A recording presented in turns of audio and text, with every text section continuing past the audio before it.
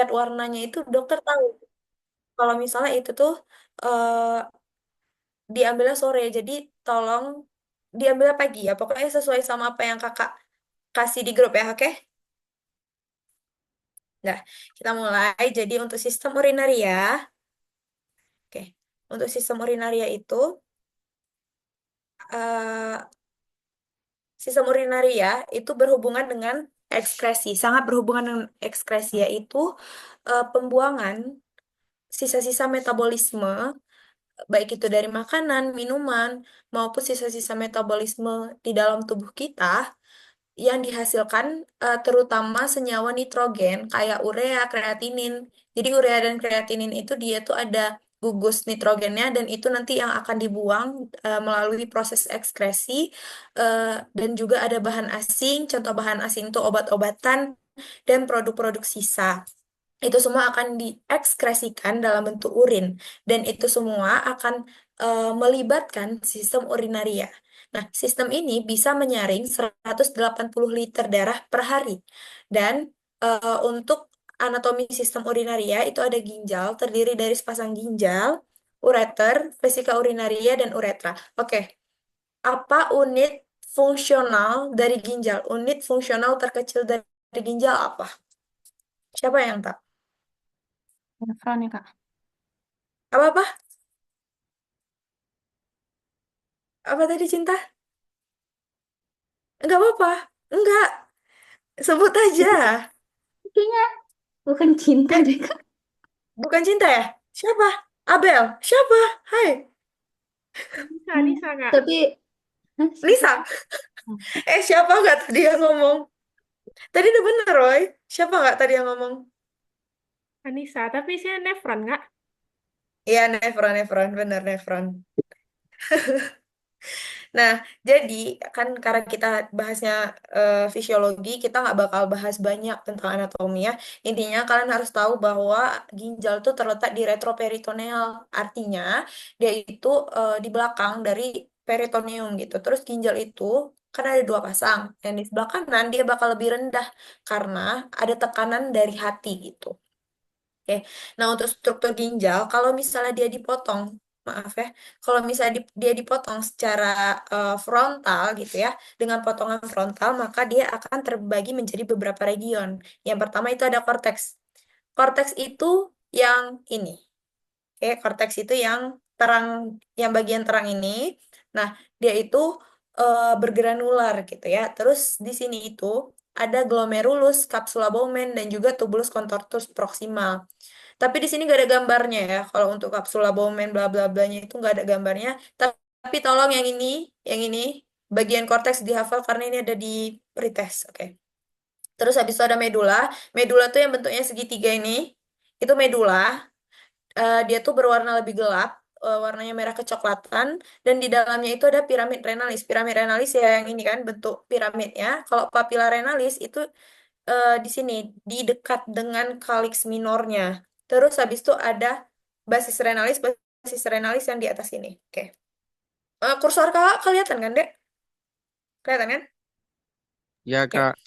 Terus habis itu ada pelvis renalis. Untuk pelvis renalis itu tuh ada muara percabangan dari kalix renalis minor dan kalix renalis mayor. Ini yang minor, ini yang mayornya ya. Ini mayor, mayor, mayor, ini yang minor, oke? Terus habis itu, nah sebelum melewati pelvis renalis, terlebih dahulu berkumpul di hilus renalis dan berlanjut menuju ureter. Tapi kalau di sini hilusnya nggak kelihatan ya. Hilus tuh yang kayak ada dia cekungan dia terlihatnya dari bagian sebelahnya lagi. Ini di sini nggak kelihatan, oke. Terus ada nefron itu, tadi nefron merupakan unit fungsional terkecil dari ginjal, yang dimana nefron itu ada terdiri dari corpusculum renal, yang mana corpusculum renal itu terdiri dari glomerulus dan kapsul Bowman. Siapa yang tahu fungsi dari glomerulus apa? Ada gak yang tahu fungsi dari glomerulus itu apa? Kira-kira fungsi dari glomerulus itu untuk apa? Nyaring darah, Kak. Ah iya, menyaring darah. Jadi glomerulus itu gunanya untuk menyaring darah. Dia akan terhubung dengan arteriol-arteriol, terutama di sini adalah afferent arteriol. Terus habis itu eh, glomerulus itu gunanya adalah untuk memfiltrasi atau menyaring darah dan juga menyaring zat-zat yang emang eh, terlarut ya di dalam darah kayak gitu. Terus habis itu ada kapsul Bowman dan untuk tubulus renal itu terdiri dari tiga, ada tubulus contortus proximal, terus ada ansa Henle atau lengkung Henle dan ada tubulus contortus distal. Terus habis itu ada ductus papillaris dan juga ada ductus collectivus. Nah, ginjal itu berperan dalam homeostasis melalui beberapa fungsi. Yang pertama ada fungsi regulasi. Untuk fungsi regulasi, jadi ginjal itu akan mengatur kadar elektrolit tubuh. Dan yang biasanya akan sering kita dengar itu elektrolit yang berhubungan dengan Na+, K+, kayak itu ya, natrium, kalium, itu yang sering diatur eh, oleh ginjal gitu. Nah, eh, di sini ditulis bahwa ginjal mengatur jumlah dan konsentrasi sebagian besar elektrolit CHAS. Masih ingat gak? Di CHAS itu lebih banyak natrium atau kalium ya? Trio, Kak. Oke, natrium ya. Jadi di sini dia akan sangat mengatur terkait dengan eh, metabolisme ataupun eh, konsentrasi dari elektrolit CHAS terutama adalah natrium kayak gitu. Terus dia membantu mempertahankan pH itu melalui berbagai rangkaian dan yang eh, mengatur pH itu ada banyak sistem. Sistem yang paling awal itu adalah sistem buffer, terus habis itu yang kedua ada sistem pernafasan, baru yang terakhir itu sistem urinaria. Karena sistem urinaria itu dia cenderung apabila perubahan pH-nya itu udah terlalu parah kayak gitu ya, udah terlalu berat. Dan itu nanti akan berkaitan dengan ion-ion bikarbonat kayak gitu.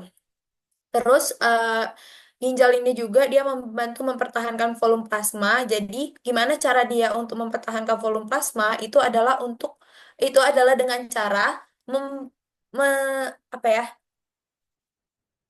meminimalkan pengeluaran urin. Kayak gitulah cara dia untuk mempertahankan volume plasma.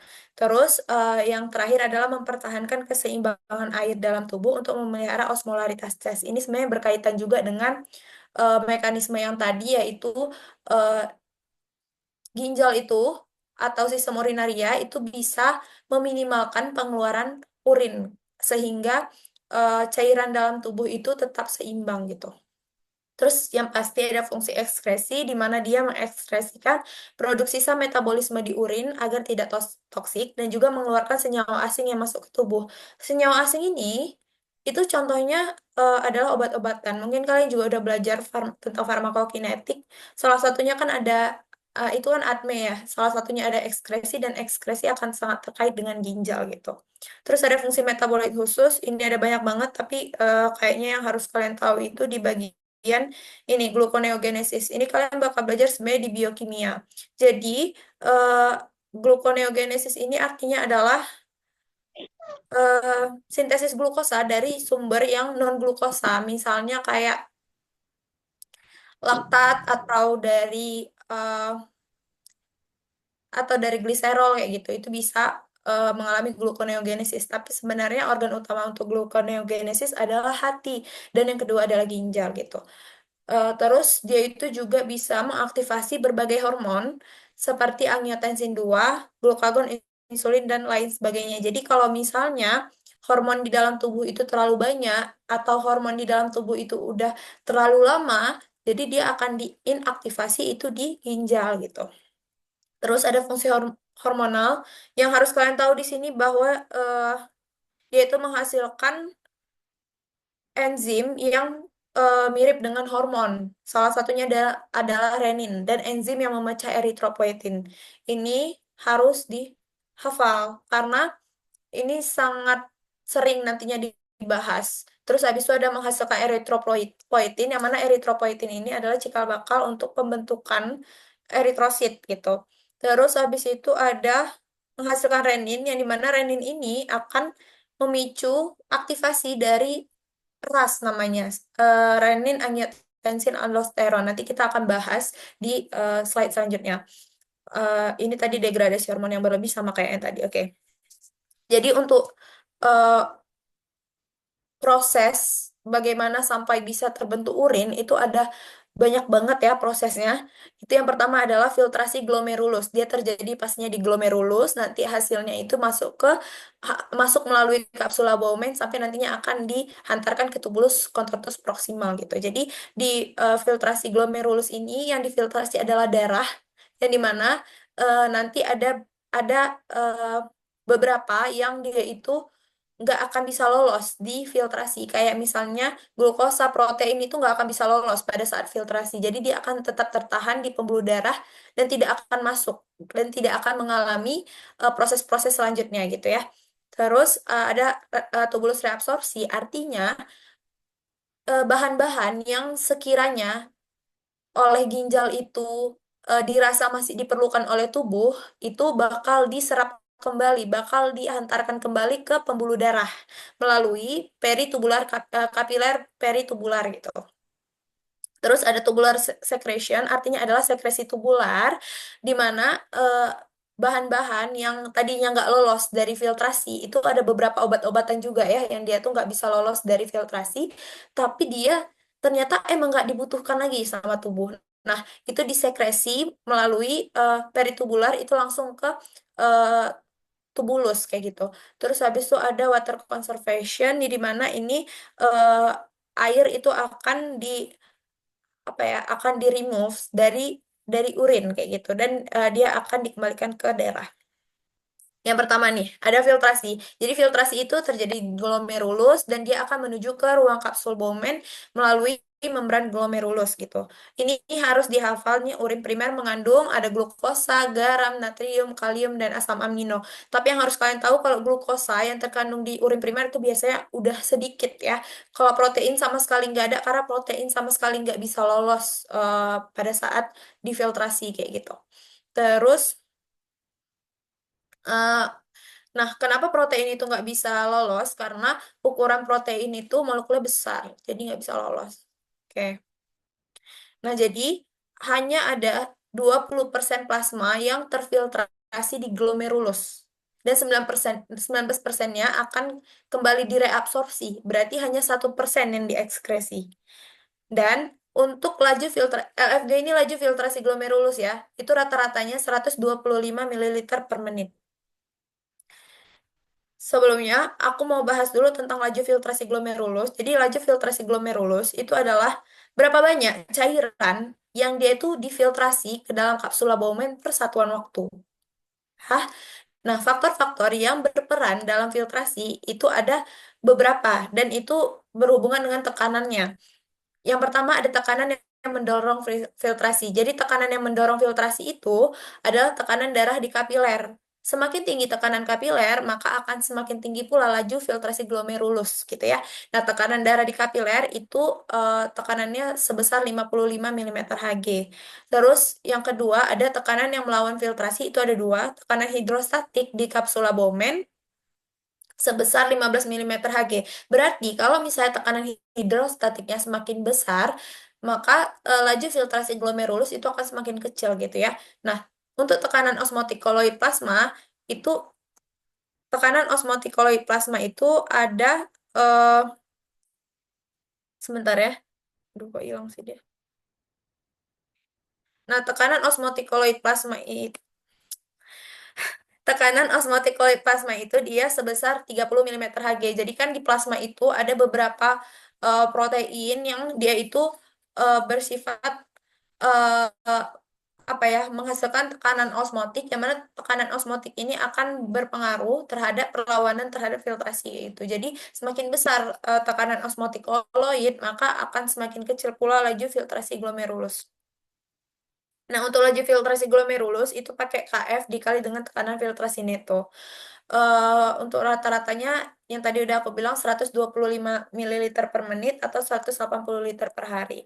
Untuk laju filtrasi glomerulus tadi dipengaruhi oleh koefisien filtrasi. KF itu koefisien filtrasi. Jadi, koefisien filtrasi itu tergantung pada luas permukaan kapiler glomerulus yang dia itu dapat melakukan filtrasi dan permeabilitas membran kapiler kapsula Bowman, dan ini nantinya akan terkait dengan beberapa penyakit dan juga kondisi-kondisi fisiologis seperti kehamilan, yang dimana pada kehamilan itu mungkin ditemukan adanya proteinuria ataupun glukosuria, dan itu diakibatkan karena penurunan eh, penurunan peningkatan permeabilitas membran kapiler sehingga filtrasinya itu terlalu berlebihan gitu ya. Terus ada tekanan filtrasi net, yang mana tekanan filtrasi net ini berarti tekanan selisih antara tekanan yang melawan dan tekanan yang mendorong terjadinya filtrasi itu sebesar 10 mm Hg. Karena kan tadi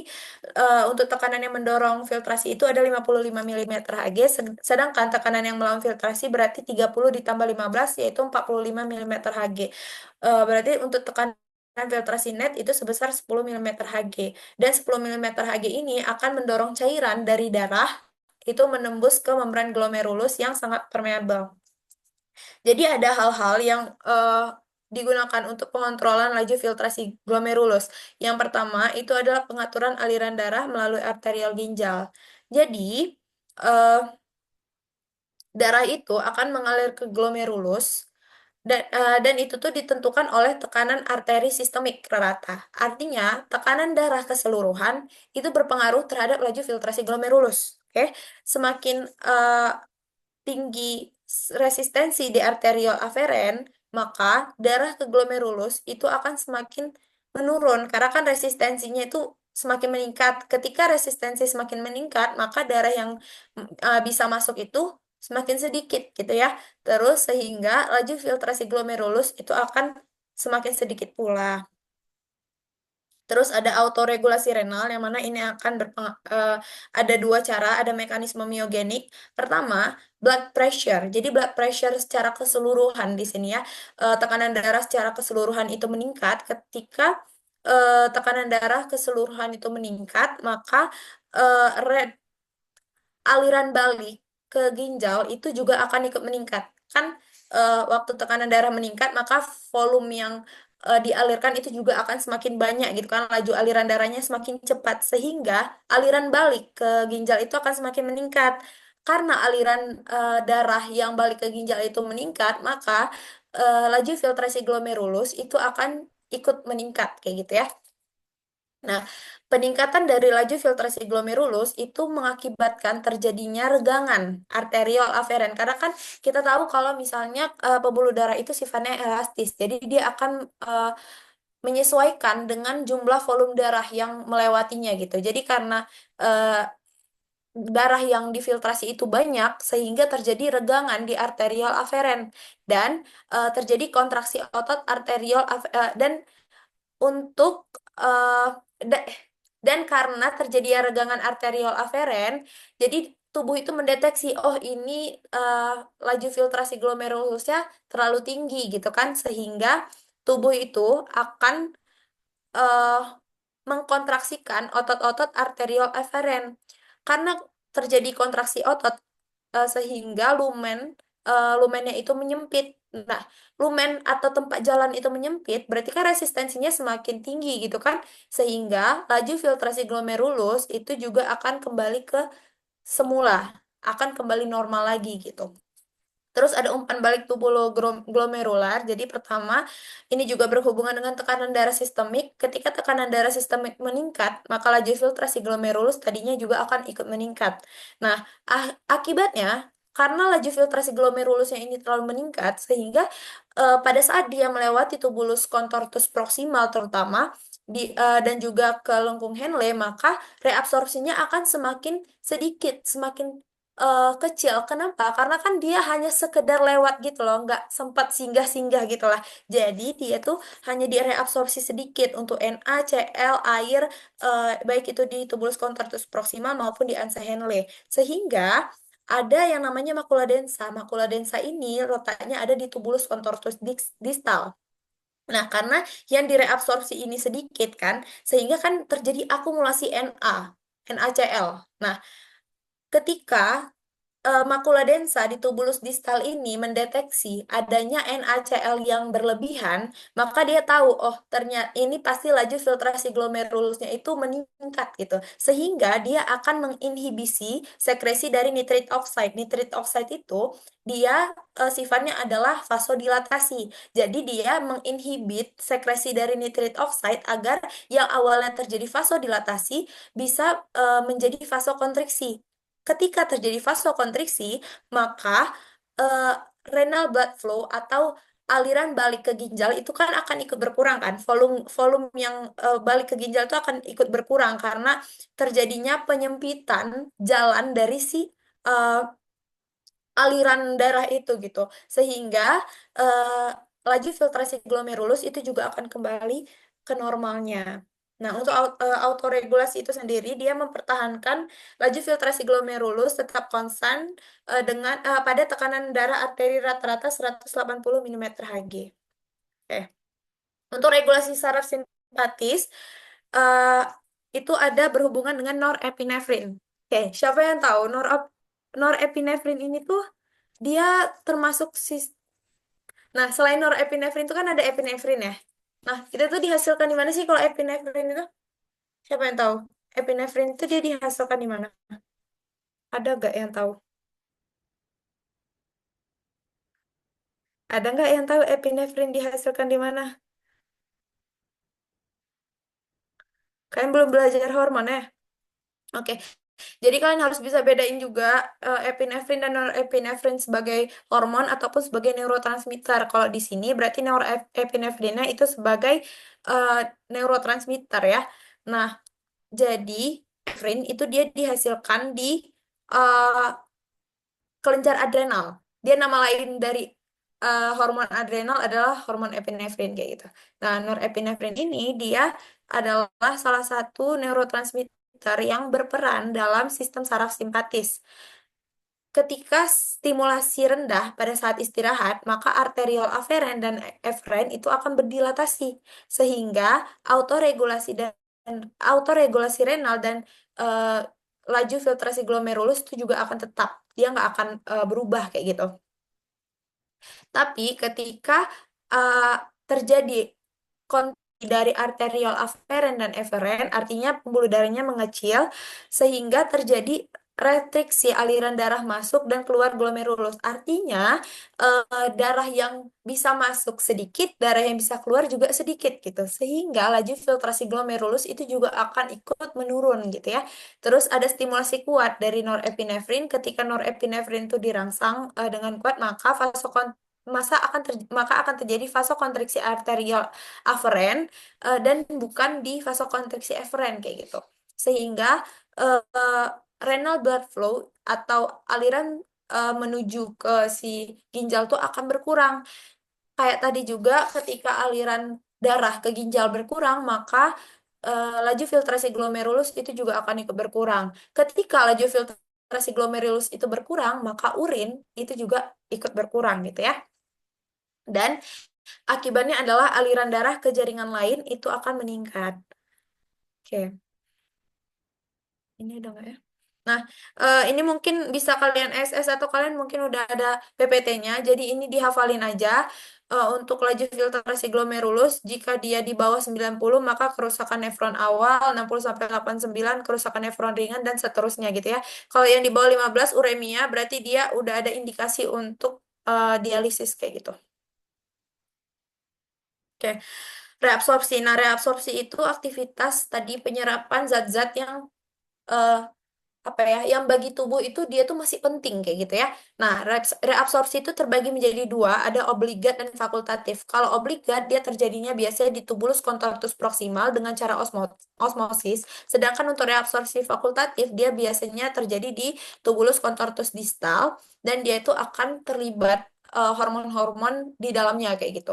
Nah, kalau reabsorpsi obligat artinya reabsorpsi yang pasti terjadi. Oke, reabsorpsi yang pasti terjadi. Kalau reabsorpsi fakultatif, reabsorpsinya bisa aja nggak terjadi kalau seandainya menurut tubuh itu nggak diperlukan gitu ya. Nah, reabsorpsi fakultatif itu akan melibatkan hormon antidiuretik hormon untuk air dan PTH atau paratiroid hormon untuk kalsium gitu. Lalu, reabsorpsi itu akan menghasilkan urin sekunder yang mengandung air, garam, urea, pigmen empedu, yang nantinya pigmen empedu ini akan memberi warna pada empedu. Oke.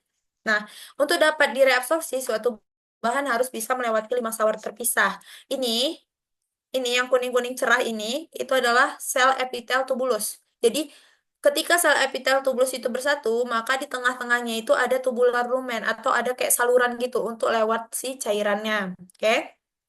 Nah, di sini kan ada dua bagian. Yang merah ini itu kapiler ya, kapiler peritubulus. Jadi, ketika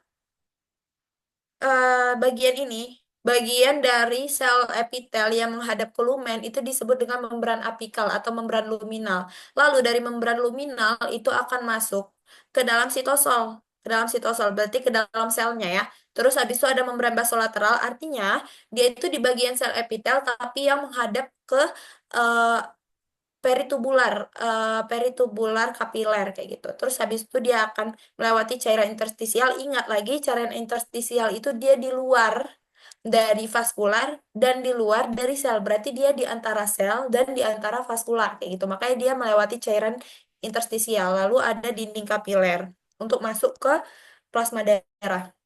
Ini juga dihafal karena biasanya di tentamen juga masuk. Terus hmm, ada lebih dari 99% plasma yang difiltrasi itu dikembalikan ke darah dan hanya 1% yang nantinya akan diekskresi. Ingat ya, ingat lagi itu. Terus habis itu secara oke ini nggak perlu lagi.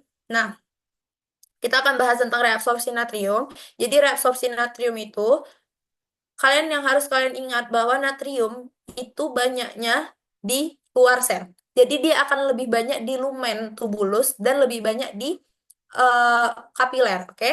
Nah, karena dia banyak di lumen tubulus, ketika dia melewati membran luminal atau membran apikal, maka akan membutuhkan eh, maka dia akan terjadi difusi aja gitu. Karena kan apa ya, ingat lagi pelajaran semester 1 bahwa ketika ada gradien eh, baik itu elektrokimia atau gradien tekanan, maka akan terjadi difusi. Mau itu difusi terfasilitasi ataupun difusi sederhana. Tapi dalam hal ini dia difusi terfasilitasi. Kenapa? Karena Na+, dia adalah ion. Ion itu dia membutuhkan kanal ion untuk berdifusi. Artinya dia merupakan difusi terfasilitasi. Di sini dia pakai kanal ion, aku lupa namanya apa. Kalau aku nggak salah ENEC. Aku lupa kepanjangannya apa. Mungkin kalian bisa cari. Nah, jadi karena Na+ itu banyak di lumen, ketika dia masuk itu dia masuk secara difusi terfasilitasi aja gitu ya. Dia berpindah dari gradien tinggi ke gradien yang rendah. Nah, terus ketika Na+ ini mau dibawa ke kapiler, karena Na+ di dalam sel itu lebih sedikit daripada di kapiler, maka dia harus melewati transport aktif pompa Na+K+ ATPase kayak gitu. Karena berarti kan dia melawan gradien tekanan, melawan gradien elektrokimianya. Berarti harus ada bantuan ATP di situ sehingga dia harus melibatkan proses transport aktif kayak gitu. Nah, terus ada reabsorpsi glukosa. Untuk reabsorpsi glukosa itu terjadi di tubulus proksimal terutama sama kayak reabsorpsi natrium tadi. Pertama, untuk yang harus kalian tahu bahwa glukosa ini banyak di dalam sel. Kenapa? Karena dia dibutuhkan untuk proses metabolisme